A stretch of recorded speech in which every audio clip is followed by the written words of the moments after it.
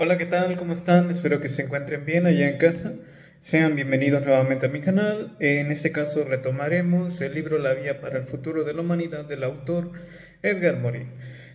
Comenzamos con el capítulo 2 de esta segunda parte del libro, la cual se titula Ciudad y Hábitat. Dice así: el fenómeno de las ciudades.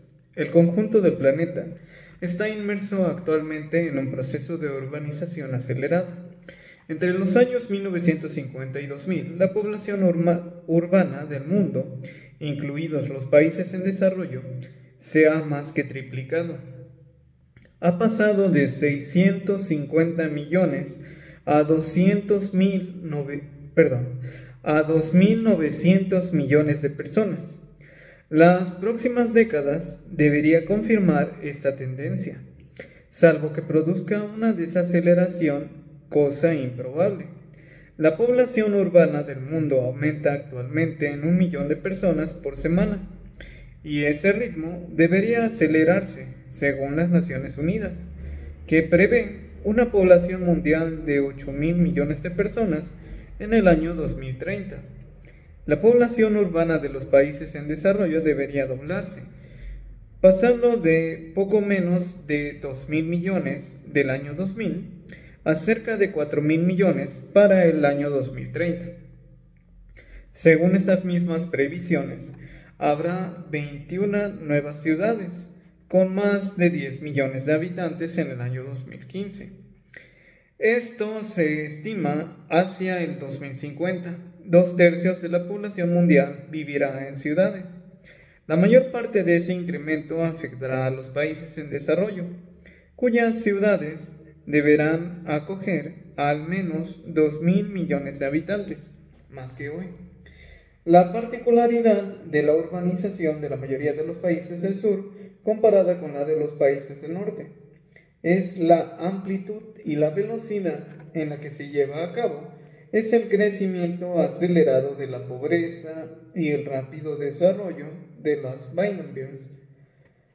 También la existencia de un sector de la economía informal, que se ha desarrollado a toda velocidad, pues, a diferencia de las ciudades occidentales, la mayoría de las ciudades del sur, esencialmente en África, han crecido sin desarrollo económico, sin industrialización ni aumento de la productividad agrícola, a causa de las políticas impuestas por el FMI, incremento de la pobreza en el transcurso de las décadas de 1970 y 1980. Ha transformado los Bienenbiers tradicionales en mega Bienenbiers. 1.000 millones de personas se hacinan en esas aglomeraciones, lugares de reproducción de la miseria, inestables, contaminados y peligrosos, salvo parcialmente en Brasil. Ningún gobierno ha aportado respuestas adaptadas a este fenómeno. Asistimos a una hipertrofia urbana, agravada por la inundación masiva de productos manufacturados procedentes de los países de desarrollo y una especialización excesiva de la agricultura no destinada a la subsistencia. Este crecimiento urbano está marcado esencialmente por una influencia de poblaciones pobres procedentes de las migraciones rurales hacia la ciudad, que ejerce una atracción que no debemos subestimar. Una población cada vez más numerosa busca en ella la solución a su miseria. La ciudad le parece una alternativa de progreso, de oportunidad de trabajo, pero también un espacio de libertad y un lugar de vida. El éxodo rural aumentará día a día el tamaño de las Bienenbiers, donde se autoproduce la miseria. Asistimos, pues, sus multiplicaciones y extensión dentro y fuera de las ciudades del sur.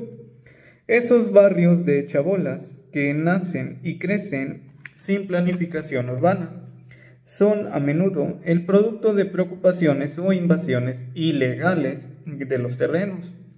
aún disponibles.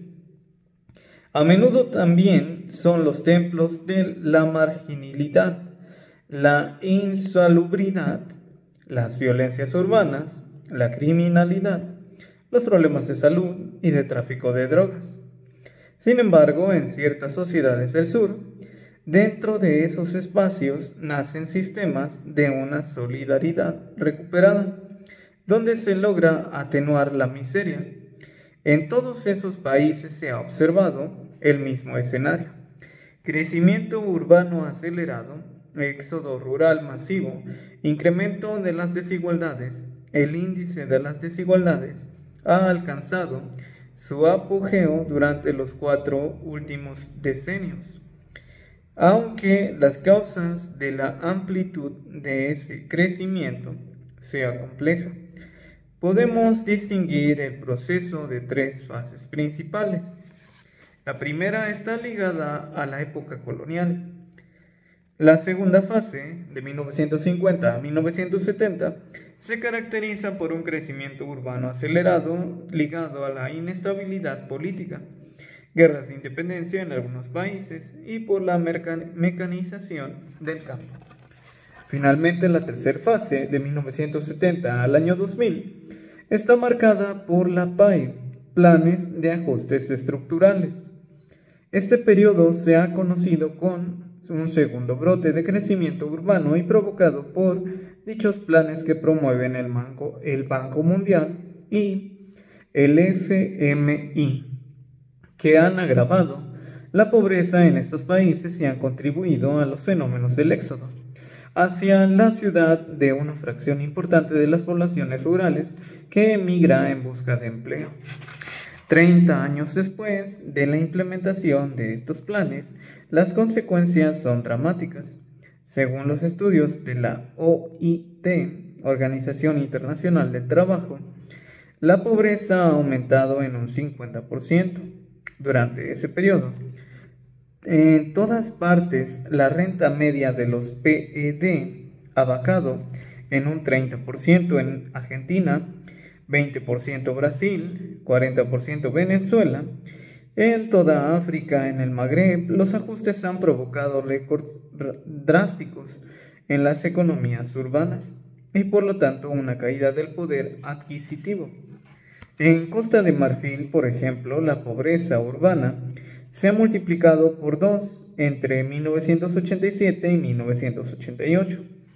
En todas partes, la extrema pobreza se urbaniza cada vez más y crece en unas proporciones dramáticas. En un número cada vez mayor a los países del sur, asistimos simultáneamente a la emergencia de una ciudad dual.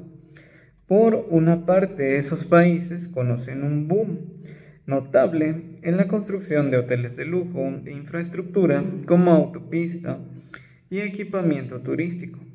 Los nuevos ricos proliferan y hacen crecer los barrios de lujo protegidos. Por otra parte, millones de personas se hacinan en las Bidonvilles en una condición indecente. La extensión crece de la ciudad hace que los habitantes prefieran el transporte individual, en este caso el coche, lo cual explica la densidad de la contaminación atmosférica. La OMS estima que en el mundo entero 1.500 millones de urbanitas están sometidos a unos niveles de contaminación del aire superiores al máximo tolerable. A menudo, esa contaminación se considera como un problema propio de los países del norte, dado el nivel elevado de las actividades industriales y del tráfico automovilístico. Pero en los países en desarrollo se produce más de un 70% de fallecimientos que consecuencia directa de la contaminación atmosférica. Se explica teniendo en cuenta que sus poblaciones son a menudo más densas, pero también a unas normas menos estrictas en los países del norte. Pensar en la ciudad.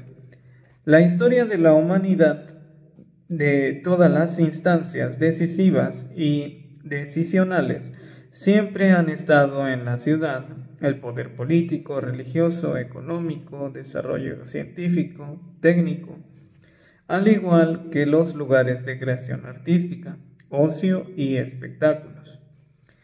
Las capitales han atraído a las poblaciones, a los profesionales más variados, los barrios se han clasificado y todas las clases sociales se han instalado en ella, a veces oponiéndose con violencia unas con otras. Las artes han florecido, los rebeldes excluidos han poblado sus bajos fondos. Las capitales y megalópolis contemporáneas son un hervidero de actividad, donde un tráfico intenso aporta fusión y confusión. La gran ciudad es un caos, donde se combina orden y desorden. Obedecen a unas leyes y unas prescripciones, unas reglas, pero se reorganiza cotidianamente por sí misma, a partir de los numerosísimos desplazamientos y comportamientos individuales de sus habitantes y usuarios. Todos y cada uno se desplazan para realizar sus objetivos singulares, y todo aparece animado por un movimiento browniano. Esa extraordinaria diversidad de la unidad, ese batiburrillo de interacciones y retroacciones, constituye una especie de caos organizador-desorganizador. Henry Lefebvre decía que la ciudad es un organismo vivo. Efectivamente, es auto-eco-organizadora. Su ecología no solo está constituida por el entorno exterior, que la alimenta y la abastece, sino también por la nación de la que forma parte, y a cuyas leyes y controles está sometida. En esta hora la globalización, la competición entre las ciudades se convierte en países del norte, y en algunos retos considerables lanzados a los nuevos conjuntos urbanos, como subraya muy bien Francois Archer.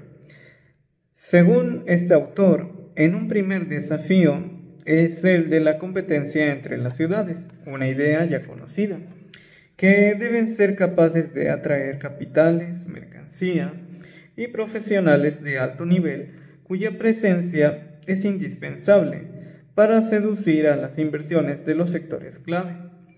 Un segundo reto es el de la diferenciación social, como la metropolización y el desarrollo en la velocidad del desplazamiento. Los procesos de segregación social cambian también a la escala. Observamos que la población de algunos países presenta una fuerte tendencia a formar grupos cada vez más homogéneos en barrios e incluso ciudades. América del Norte está asistiendo al desarrollo de catered communities, es decir, de ciudades casi cerradas y privadas. En Francia, algunos municipios concentran las poblaciones más ricas, mientras que en otros se forman verdaderos guetos de pobres y excluidos. Esta realidad se va pareciendo a la de ciertas grandes ciudades del sur, donde asistimos cada vez más a la creación de barrios de ricos, cerrados y ultra asegurados, a la edificación de muros de la vergüenza, que esconden los espacios de la pobreza y miseria creciente. Pensar en la ciudad también implica considerar un fenómeno propio de la metrópolis, la movilidad. En las grandes ciudades de desplazamientos se han convertido más que nunca en una necesidad. Ayer se hablaba todavía del desplazamiento entre residencia y lugar de trabajo, pero hoy los desplazamientos tienen otro aspecto. La gente se desplaza para divertirse, formarse, alojarse, ir al médico, etc. Ahora bien, una fracción no despreciable de urbanitas no dispone de suficientes medios de acceso al transporte colectivo y por tanto se ve excluida de todas las ventajas que ofrece la ciudad y de ofertas de ocio. Una de las paradojas de nuestra megalópolis actualmente es que hay colectivos modestos que han ido a buscar bastante lejos un poco más de espacio habitable y se han convertido en dependientes del automóvil, mientras que las capas medias superiores que han regresado al centro de las ciudades donde se encuentran en el hábitat, los empleos y las diversas actividades que corresponden a sus exigencias. Utilizan abundantemente los transportes colectivos, la bicicleta y el paseo. El desarrollo de la cocina móvil, o lo que llamamos comida para llevar, un invento contemporáneo que se explica por nuestros modos de vida, cada vez más individualizados, cada vez más estresados por la obsesión de la rentabilidad en el trabajo, multiplican las entregas a domicilio que todavía aumentan más el tráfico rodado, por no hablar del carácter inhumano de un cambio de vida que no deja de tener consecuencias sobre nuestras vidas familiares, nuestras relaciones sociales y no digamos ya sobre nuestras digestiones. Todo está en riesgo, planteando un problema de instituciones de los que denominamos nuestra democracia desarrollada. La descentralización que ha reforzado el nivel local, sin duda ha debilitado a los pobres centrales.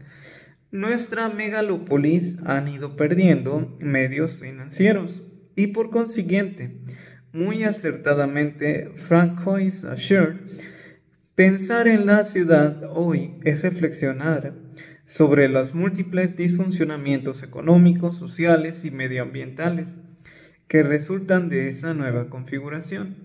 Se trata de comprender esa nueva forma de gobernanza urbana en la cual se decidirá el futuro de nuestras ciudades. La ciudad no puede dejarse al libre arbitrio de los promotores, los constructores, los tecnócratas, los políticos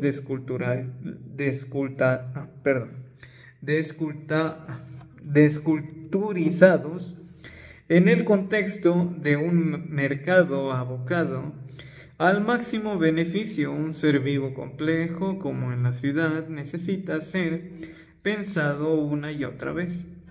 Este replanteamiento constante debe alimentarse de conocimiento histórico, económico, ecológico, sociológico y debe tener en cuenta la geografía, el clima, lluvia, viento, sol, englobar el organismo y a la vez superarlo. Así podría emerger un urbanismo reflexivo que desarrolla efectivamente una reflexión sobre el presente y el futuro, urbanos a partir de conocimientos ligados de forma transdisciplinar. La ciudad no es una simple proyección sobre el suelo de relaciones socioeconómicas. El reconocimiento de que exista una especialidad anterior a la del espacio urbano permite tener en cuenta explícitamente en el debate sobre la ciudad los mitos fundadores. No se trata ciertamente de los fantasmas del arquitecto, del promotor, sino de esas ideas que participan en una finalidad social o que las inspiran. Si la ciudad es una entidad material, un constructo socioeconómico, un relato que permite la articulación entre ambos, reflexionar sobre la ciudad del futuro es un proceso cultural destinado a recuperar los fundamentos de un vínculo entre lo local y lo global, el marco urbano, el marco natural, la exigencia de movilidad y la identidad para todos. Pensar en la ciudad es pensar en el habitante, o más bien, en la pluralidad de los habitantes. No bastan los cuestionarios estándar para conocer los deseos y las aspiraciones en materia del hábitat. Muchas respuestas a los cuestionarios son respuestas de conformidad, de standing. A menudo las aspiraciones profundas no se expresan por timidez o porque no son totalmente conscientes. Sea como fuera, hay un primer carácter del hábitat que es sagrado. Debe ser el espacio de la intimidad, de la privacy, de la libertad personal y familiar. Esa intimidad debe preservarse de los escuchas y ser protegida de los ruidos exteriores, paredes insonorizadas. El hábitat debe también ser el espacio de la buena vida, que engloba el bienestar material, pero que debe comportar una dimensión psicológica y moral. Es decir, que las personas solitarias y abandonadas, un dispositivo de ayuda mutua, de solidaridad, en el marco del edificio o del barrio. Finalmente, pensar en la ciudad es pensar en su crecimiento y en su futuro. De hecho, en el transcurso de la segunda mitad del siglo XX y más allá de este, el conocimiento urbano se efectúa según dos modalidades que están asociadas. El modo compacto, donde la concentración de las actividades y el hábitat conduce a levantar torres y rascacielos, y el modo de la extensión anárquica de los suburbs y las bancalips. De ahí el alejamiento y la hipermovilidad necesarios desde el punto de vista de los transportes entre hábitat, lugar de trabajo, escuela, comercio y supermercado, periféricos, servicios públicos, hospitales y lugares de espectáculo. Los dos modos están asociados a Nueva York, Manhattan, Brooklyn, Bronx y a otras muchas ciudades. A ellos se han añadido a algunas experiencias de las ciudades nuevas, según unos modelos racionalizados propugnados por Le Corbusier para el hábitat y realizados por Oscar Niemeyer de la ciudad de Brasilia.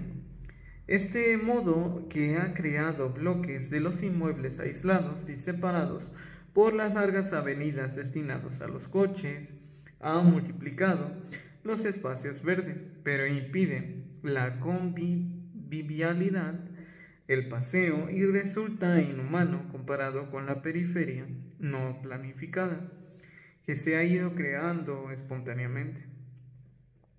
Nos parece importante plantear proyectos innovadores de ciudades futuras, que deberán tener en cuenta las necesidades humanas de autonomía, de convivialidad, de solidaridad, de seguridad. En lo que refiere al modelo de dos caras, compacto e extenso, habría que pensar en una compactación y una extensión reformada, humanizada en sus dos vertientes. La compactación reformada mantendría o resucitaría una fuerte densidad de población con comercios y servicios en los barrios centrales, que serían peatonales en las medidas posibles, dotados de transporte no contaminante, donde los desplazamientos del hábitat al trabajo, a la escuela o a los servicios públicos fuesen cortos y pudiesen hacerse a pie o en bicicleta.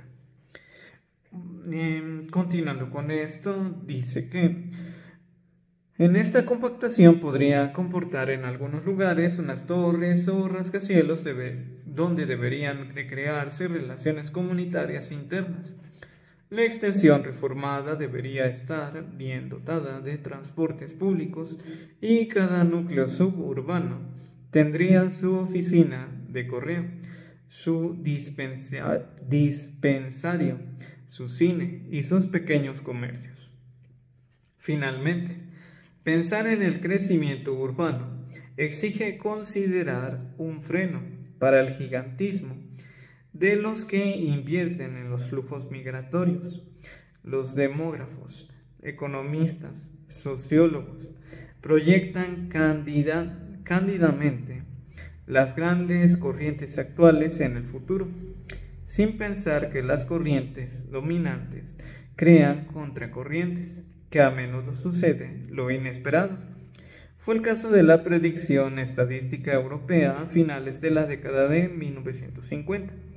Consideran como cierto lo probable con demasiada frecuencia. Ahora bien, como hemos visto, lo improbable para bien y para mal se ha producido muchas veces en la historia humana.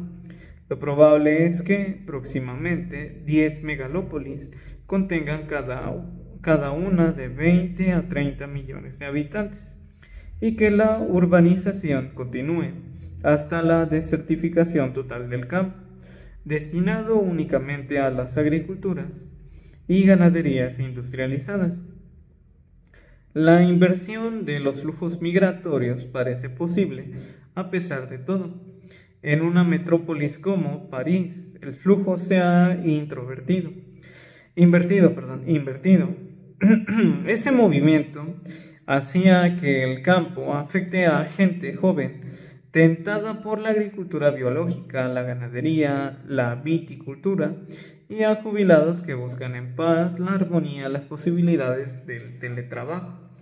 Estimulan esta migración. Es concebible que el aumento de estrés urbano, el incremento del número de jubilados y la fuerza de atracción por una nueva vida rural pastoril se desarrolle esa tendencia, pero no podrá afianzarse realmente si no es a través de una política de revitalización del mundo rural que fomente el establecimiento de neocampesinos, neorurales y neoteletrabajadores. Bueno, por hoy sería todo el video para esta primera parte del capítulo. Espero que haya sido de su agrado y les deseo buen día a todos. Hasta luego.